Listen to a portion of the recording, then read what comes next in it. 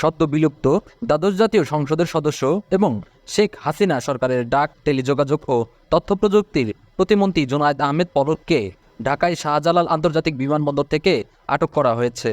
মঙ্গলবার 6 আগস্ট দুপুর 3টার দিকে বিমানবন্দরে ভিআইপি লাউঞ্জ থেকে তাকে আটক করা হয়।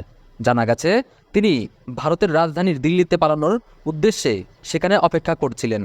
তখন বিমানবন্দরের কর্মচারীরা তাকে ভিআইপি লাউঞ্জে আটকে রাখেন।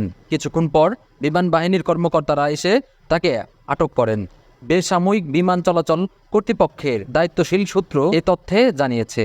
ছাত্র জনতার অভ্যর্থনের মুখে গতকাল পদত্যাগ করে দেশ থেকে পালিয়ে যান শেখ হাসিনা। এরপর থেকে তার সরকারের আইসিটি প্রতিমন্ত্রী পলকের খোঁজ ছিল না, নাকি বিদেশে পালিয়েছেন তা নিয়ে নানা গুঞ্জন ছিল। এর মধ্যে গতকাল রাতে নাটোরের সিংড়ায় পলকের বাড়িতে হামলা চালানো হয়।